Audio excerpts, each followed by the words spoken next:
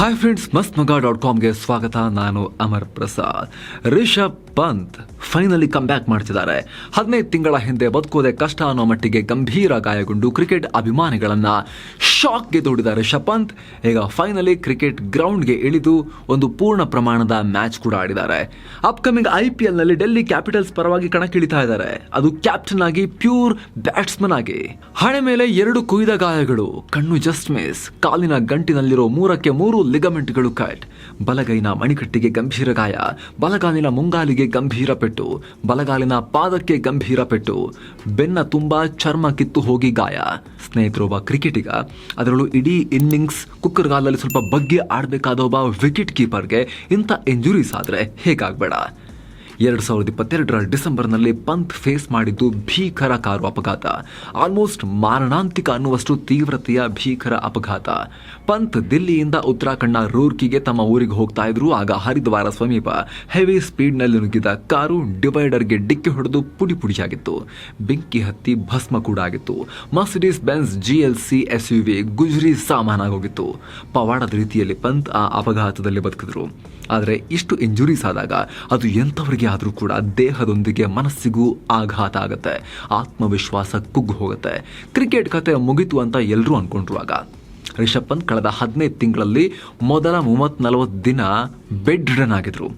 Cricket ಆಡೋದು ಬಿಡಿ, ಮಲಗಿದ್ದಲ್ಲಿಂದ ಏಳೋದು ಕೂಡ ಸಾಧ್ಯ ಇರಲಿಲ್ಲ. 40 ದಿನ ಕಳೆದ ಮೇಲೆ ಅಪಘಾತ ಆಗಿ ಆಲ್ಮೋಸ್ಟ್ 1.5 ತಿಂಗಳಾದ್ಮೇಲೆ ಮೊದಲ ಬಾರಿಗೆ ಪಂತ್ ಎದ್ದು ತಮ್ಮ ಕಾಲ ಮೇಲೆ ತಾವು ನಿಂತಿದ್ದು, ಅದು ಕೂಡ ಊರುಗೋಲಿನ ಸ್ಟ್ಯಾಂಡ್ ಸಹಾಯದಿಂದ. ಈ ಮೂಲಕ ರಿಷಬ್ ಪಂತ್ ಮರುಜನ್ಮ ಪಡೆದಿದ್ರು. ಖುದ್ದು ಪಂತ್ ಈ ಅಪಘಾತದಲ್ಲಿ ಬದುಕುಳಿದಿದ್ದನ್ನ ತಮ್ಮ ಸೆಕೆಂಡ್ ಬರ್ತ್ ಅಂತ ಹೇಳಿದ್ದಾರೆ. ಸ್ವಲ್ಪ ಹೆಚ್ಚು ಕಮ್ಮಿ ಆಗಿದ್ರು ಅವರ ಒಂದು ಕಾಲನ್ನೇ ಕಟ್ ಮಾಡಬೇಕಾಗ್ತಾ ಇತ್ತು. ಈ ಬಗ್ಗೆ ಮಾತಾಡಿರೋ ರಿಷಬ್ ಪಂತ್, ನನ್ನ ಕಾಲಿನ ನರಗಳಿಗೇನಾದರೂ ದೊಡ್ಡ ಹಾನಿ ಆಗ್ಬಿಟ್ಟಿದ್ರೆ ಆಂಪ್ಯುಟೇಷನ್ ಮಾಡಿ ಕಾಲು ತೆಗಿಬೇಕಾಗ್ತಿತ್ತು. ಆ ಸಾಧ್ಯತೆ ನೆನೆಸ್ಕೊಂಡೇ ನನಗೆ ಹೆದರಿಕೆ ಆಗ್ತಾ ಇತ್ತು ಅಂತ ಹೇಳಿದ್ದಾರೆ. ಜೊತೆಗೆ 15 ತಿಂಗಳಲ್ಲೇ ಈ ಪರಿಸ್ಥಿತಿಯಿಂದ ಮತ್ತೆ ಮೈದಾನಕ್ಕಿಳಿದು ಬ್ಯಾಟ್ ಬೀಸೋ ಮಟ್ಟಿಗೆ ರಿಕವರ್ ಆಗಿದ್ದಾರೆ. ಅಂದರೆ ಇದರಲ್ಲಿ ಪಂತ್, ವೈದ್ಯರು, BCCI ತೋರಿಸಿದ ಕಮಿಟ್ಮೆಂಟ್ ಹಾಗೂ ಎಲ್ಲಕ್ಕಿಂತ ಹೆಚ್ಚಾಗಿ ರಿಷಬ್ ಪಂತ್ ತೋರಿಸಿದ ಅಸಾಧಾರಣವಾದ ಆತ್ಮವಿಶ್ವಾಸಕ್ಕೆ ಹ್ಯಾಟ್ಸ್ ಆಫ್ ಹೇಳಲೇಬೇಕು. ಅಪಘಾತ ಆಗ್ತಿದ್ದ ಹಾಗೆ ಅವ್ರನ್ನ ಡೆಹ್ರಾಡೂನ್ನ ಆಸ್ಪತ್ರೆಯೊಂದಕ್ಕೆ ದಾಖಲು ಮಾಡಲಾಯಿತು. ಅಲ್ಲಿ ಆರಂಭಿಕ ಚಿಕಿತ್ಸೆ ಪಡೆದ ನಂತರ BCCI ಆಕ್ಷನ್ಗಿಳಿತು. ರಿಷಬ್ ಪಂತ್ರನ್ನ ಸೀದಾ ಮುಂಬೈಗೆ ಏರ್ ಲಿಫ್ಟ್ ಮಾಡಲಾಯಿತು. ಮುಂಬೈನಲ್ಲಿ BCCIನ ಮೆಡಿಕಲ್ ಪ್ಯಾನೆಲ್ನ ಸದಸ್ಯರಾದ ಡಾಕ್ಟರ್ ದಿನೇಶ್ ಪರ್ದಿವಾಲ ಕೈಗೆ ರಿಷಬ್ರನ್ನ ಹ್ಯಾಂಡ್ ಓವರ್ ಮಾಡಲಾಯಿತು. ಇವರು ಅಂಬಾನಿ ಒಡೆತನದ ಕೋಕಿಲಾಬೆನ್ ಅಂಬಾನಿ ಹಾಸ್ಪಿಟಲ್ನಲ್ಲಿ ಸೆಂಟರ್ ಫಾರ್ ಸ್ಪೋರ್ಟ್ಸ್ ಮೆಡಿಸಿನ್ನ ಹೆಡ್ ಆಗಿದ್ದಾರೆ ಹಾಗೂ ಆರ್ಥ್ರೋಸ್ಕೋಪಿ ಅಂಡ್ ಶೋಲ್ಡರ್ ಸರ್ವಿಸ್ ವಿಭಾಗದ ನಿರ್ದೇಶಕರಾಗಿದ್ದಾರೆ. ಇವರು MS ಧೋನಿಗೂ ನೀ ಇಂಜುರಿ ಆದಾಗ, ಅಂದರೆ ಕಾಲ್ಗಂಟಿನ ಇಂಜುರಿ ಆದಾಗ ಸರ್ಜರಿ ಮಾಡಿದ್ರು. ಇವರ ಬಳಿ ಇದೇ ಕೋಕಿಲಾಬೆನ್ ಆಸ್ಪತ್ರೆಯಲ್ಲಿ ಸರ್ಜರಿ ಮಾಡಿಸಿಕೊಂಡಿದ್ದ ಕೆಲವರು ಇವರ ಫೀಸ್ ಬಗ್ಗೆ ಮಾಹಿತಿಯನ್ನು ಕೊಟ್ಟಿದ್ದಾರೆ. ಒಂದು ಸರ್ಜರಿಗೆ 2 ರಿಂದ 4 ಲಕ್ಷ ರೂಪಾಯಿ ತನಕ ಹೋಗುತ್ತೆ ಅಂತ ಹೇಳಿದ್ದಾರೆ. ಅದಿರಲಿ, BCCI ಮತ್ತು ಪಂತ್ ಅಂತ ಬಂದಾಗ ಇದೆಲ್ಲ ದೊಡ್ಡ ವಿಚಾರ ಆಗಲ್ಲ, ರಿಸಲ್ಟ್ ಅಷ್ಟೇ ಮುಖ್ಯ ಆಗುತ್ತೆ.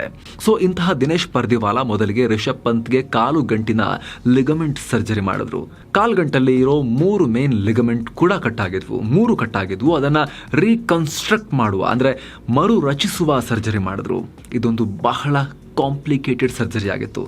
ಇದು ಸಕ್ಸಸ್ ಆದ್ಮೇಲೆನೆ ರಿಷಬ್ ಪಂತ್ ಮತ್ತೆ ಊರುಗೋಲು ಸ್ಟ್ಯಾಂಡ್ ಹಿಡ್ಕೊಂಡು ತನ್ನ ಕಾಲ ಮೇಲೆ ತಾನು ನಿಲ್ಲೋಕೆ ಸಾಧ್ಯ ಆಗಿದ್ದು, ಒಂದೊಂದೇ ಹೆಜ್ಜೆ ಇಡೋಕೆ ಸಾಧ್ಯ ಆಗಿದ್ದು. ಇಷ್ಟಾದ್ಮೇಲೂ ಪಂತ್ಗೆ ಆಟ ಆಡೋ ಮಟ್ಟಿಗೆ ರಿಕವರ್ ಆಗೋಕೆ ಎಷ್ಟು ಟೈಮ್ ಬೇಕು ಅನ್ನೋ ಬಗ್ಗೆ ತುಂಬಾ ಡೌಟ್ಸ್ ಇದ್ವು. ಹೊರಗೆ ಒಬ್ಬೊಬ್ಬರು ಅನ್ನೋ ರೀತಿ ಕಾಮೆಂಟ್ ಮಾಡ್ತಾ ಇದ್ರು. ಆಗ ಪಂತ್ ಸೀದಾ ತಮ್ಮ ವೈದ್ಯರ ಹತ್ರ ಕೇಳಿದ್ರು, ನೋಡಿ ನೀವು ಹೇಳಿ, ನಿಜವಾಗೂ ನನಗೆ ಮತ್ತೆ ಕ್ರಿಕೆಟ್ ಆಡೋಕ್ಕೆ ಆಗುತ್ತಾ ಇಲ್ವಾ, ಆದರೆ ಎಷ್ಟು ಟೈಮ್ ಬೇಕಾಗತ್ತೆ ಅಂತ ಕೇಳಿದ್ರು. ವೈದ್ಯರು 16 ರಿಂದ 18 ತಿಂಗಳ ಒಂದು 16 to 18 ಮಂತ್ಸ್ನ ರಿಕವರಿ ಟೈಮ್ ಲೈನ್ ಮುಂದಿಟ್ರು. ಆಗ ಪಂತ್, ಇದರಲ್ಲಿ 5-6 ತಿಂಗಳು ನಾನು ಕಟ್ ಮಾಡ್ತೀನಿ, ಬೇಗ ರಿಕವರ್ ಆಗಲೇಬೇಕು ಅಂತ ಹೇಳಿದರು. ಫ್ರೆಂಡ್ಸ್, ಇಂಥ ಅಪಘಾತ ಆದಾಗ ರಿಕವರಿ ಅನ್ನೋದು ತುಂಬ ಬೋರಿಂಗ್ ಆಗಿರುತ್ತೆ. ದಿನವೂ ಮಾಡಿದ ಎಕ್ಸಸೈಸೇ ಮಾಡಬೇಕು, ತಿಂಗಳುಗಟ್ಟಲೆ ಸಣ್ಣ ಸಣ್ಣ ಪ್ರೋಗ್ರೆಸ್ ಮಾಡ್ತಾ ಹೋಗಬೇಕು. ಇಂಥ ಟೈಮಲ್ಲಿ ತೀರಾ ಪುಷ್ ಮಾಡಿದ್ರೂ ಕಷ್ಟ, ಮತ್ತೆ ಇಂಜುರಿ ಆಗೋ ಅಪಾಯ ಇರುತ್ತೆ. ಹಾಗಂತ ಬೋರ್ ಆಯಿತು ಅಂತ ಲೇಜಿನೆಸ್ ತೋರಿಸಿದ್ರೆ ದೇಹ ತೂಕ ಜಾಸ್ತಿ ಆಗಿ ಗಾಯವೂ ಸರಿ ರಿಕವರ್ ಆಗದೆ ಕಂಪ್ಲೀಟ್ ಮೂಲೆಗುಂಪಾಗೋ ಅಪಾಯ ಕೂಡ ಇರುತ್ತೆ. ಇದೆಲ್ಲವನ್ನ ಶಿಸ್ತಿನಿಂದ ಬ್ಯಾಲೆನ್ಸ್ ಮಾಡಬೇಕು. ರಿಷಬ್ ಪಂತ್ ಹೇಳೋ ಪ್ರಕಾರ ಅಲ್ಲಾಡೋಕ್ಕೂ ಆಗದ ಸ್ಥಿತಿಯಲ್ಲಿದ್ದ ಇವರಿಗೆ ತಾವೇ ಎದ್ದು ತಮ್ಮ ಹಲ್ಲನ್ನ ಬ್ರಷ್ ಮಾಡೋ ರೀತಿ ಆದಾಗಲೇ ತುಂಬ ಖುಷಿಯಾಗಿತ್ತಂತೆ. ವಾವ್, ಹೊಸ ಅನುಭವ ಅಂತ ಅನಿಸಿತ್ತಂತೆ. ಈ ರೀತಿ ಸಣ್ಣ ಸಣ್ಣ ಪ್ರೋಗ್ರೆಸ್ ಅನ್ನು ಎಂಜಾಯ್ ಮಾಡ್ತಾ ಬಂದ ಕಾರಣ, ಕಮಿಟೆಡ್ ಆಗಿ ವೈದ್ಯರು ಹೇಳಿದ್ದನ್ನ ಪಾಲಿಸ್ತಾ ಬಂದ ಕಾರಣ, ಅವರ ಈ ಹೋರಾಟದ ಮನೋಭಾವದ ಕಾರಣ ಪಂತ್ ಈಗ ಮತ್ತೆ ಬ್ಯಾಟ್ ಹಿಡಿದಿದ್ದಾರೆ, ಕಮ್ ಬ್ಯಾಕ್ ಮಾಡ್ತಿದ್ದಾರೆ. ಬೆಂಗಳೂರಿನ NCA ನ್ಯಾಷನಲ್ ಕ್ರಿಕೆಟ್ ಅಕಾಡೆಮಿಯಲ್ಲಿ ಸುದೀರ್ಘ ರಿಹ್ಯಾಬಿಲಿಟೇಷನ್ ಬಳಿಕ, ಆ ಪ್ರಾಸೆಸ್ ಬಳಿಕ ಪಂತ್ ಬೆಂಗಳೂರು ಸಮೀಪದ ಆಲೂರಿನಲ್ಲಿ ನಡೆದ ವಾರ್ಮ್ ಅಪ್ ಮ್ಯಾಚ್ ನಲ್ಲಿ ಪಾಲ್ಗೊಂಡು ಆಡಿದ್ದಾರೆ. ಈಗ ಪಂತ್ 140+ ಸ್ಪೀಡ್ ನಲ್ಲಿ ಬರೋ ಬಾಲ್ ಗಳನ್ನ ಕೂಡ ಆರಾಮಾಗಿ ಫೇಸ್ ಮಾಡ್ತಿದ್ದಾರೆ. ನಡುವೆ ಒಮ್ಮೆ ಅವ್ರನ್ನ BCCI ಇಂಗ್ಲೆಂಡ್ಗೂ ಕಳಿಸಿ ಅತ್ಯಾಧುನಿಕ ಚಿಕಿತ್ಸೆ ಕೊಡಿಸಿ ರಿಕವರಿಗೆ ಹೆಲ್ಪ್ ಮಾಡಿದೆ. ತುಂಬಾ ಕೇರ್ ತಗೊಂಡಿದೆ BCCI. ಸೊ ಎಲ್ಲವೂ ಸೇರಿ ಪಂತ್ ಈಗ ಮೊದಲಿನಷ್ಟೇ ಚುರುಕಾಗಿ ಓಡ್ತಿದ್ದಾರೆ. ಆ ಫ್ಲೆಕ್ಸಿಬಿಲಿಟಿ ವಾಪಸ್ ಬಂದಿದೆ. ಬೆಂಗಳೂರಿನ NCA ಅಧಿಕಾರಿಗಳು ಕ್ಲಿಯರೆನ್ಸ್ ಕೊಡೋದಷ್ಟೇ ಬಾಕಿ ಇದೆ. ಕ್ಲಿಯರೆನ್ಸ್ ಸಿಕ್ಕರೆ ಡೆಲ್ಲಿ ಕ್ಯಾಪಿಟಲ್ಸ್ ಪರವಾಗಿ ಪಂತ್ ಕ್ಯಾಪ್ಟನ್ ಆಗಿ ಕಮಿಂಗ್ IPL ಆಡ್ತಾ ಇದ್ದಾರೆ. ಪಂತ್ಗೆ ಕಾಲ್ಗಂಟು ಗಾಯ ಆಗಿ ಇವಾಗಷ್ಟೇ ರಿಕವರ್ ಆಗ್ತಿರೋದ್ರಿಂದ ಡೆಲ್ಲಿ ಟೀಮ್ ಮ್ಯಾನೇಜ್ಮೆಂಟ್ ಇವ್ರನ್ನ ಬರೀ ಪ್ಯೂರ್ ಬ್ಯಾಟರ್ ಆಗಿ ಆಡ್ಸುತ್ತೆ. ಸ್ಪೆಷಲಿಸ್ಟ್ ಕೀಪರ್ ಬೇರೆ ಇರ್ತಾರೆ ಅಂತ ಮಾಹಿತಿ ಬಂದಿದೆ. ಕ್ರಿಕ್ ಬಜ್ ಇದಕ್ಕೆ ಸಂಬಂಧಪಟ್ಟಂತೆ ರಿಪೋರ್ಟ್ ಮಾಡಿದೆ. ಪಂತ್ ಚೆನ್ನಾಗಾಡ್ಲಿ, ಈ ರಿಕವರಿ ಶಾಶ್ವತವಾಗಿರ್ಲಿ, ಮತ್ತೇನು ಸಮಸ್ಯೆ ಆಗದೆ ಇರಲಿ, IPL ನ್ಯಾಷನಲ್ ಟೀಮ್ ಎಲ್ಲಾ ಕಡೆ ಮೊದಲಿನ ಹಾಗೆ ಆರ್ಭಟಿಸ್ಲಿ, ಮಿಂಚಲಿ, ಎಲ್ಲರನ್ನ ನಗಿಸ್ತಾ ತಾನು ನಗ್ತಾ ಅಬ್ಬರದ ಕ್ರಿಕೆಟ್ ಆಡ್ಲಿ ಅನ್ನೋದೇ ಎಲ್ಲರ ಹಾರೈಕೆ.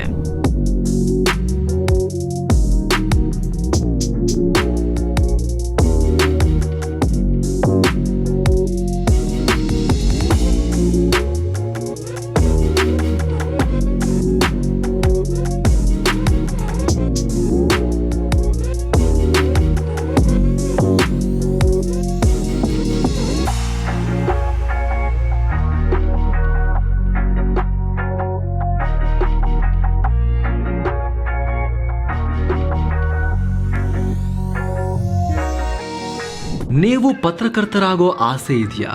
ಹಾಗಿದ್ರೆ ನಮ್ಮ ಆನ್ಲೈನ್ ಜರ್ನಲಿಸಂ ಕೋರ್ಸ್ ನಿಮಗೆ ಯೂಸ್ ಆಗ್ಬೋದು. ಇದು ಅನ್ ಅಕಾಡೆಮಿಯ ಗ್ರಾಫಿ ಪ್ಲಾಟ್ಫಾರ್ಮ್ ನಲ್ಲಿ 5 ಸ್ಟಾರ್ ರೇಟೆಡ್ ಕೋರ್ಸ್.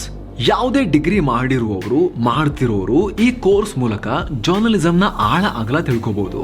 ಜರ್ನಲಿಸಂ ಡಿಗ್ರಿಯನ್ನೇ ಮಾಡಿರೋರು, ಮಾಡ್ತಿರೋರು ಈ ಕೋರ್ಸ್ ಮಾಡಿದ್ರೆ ಇನ್ನಷ್ಟು ಕ್ಲಾರಿಟಿ ಪಡಿಬಹುದು.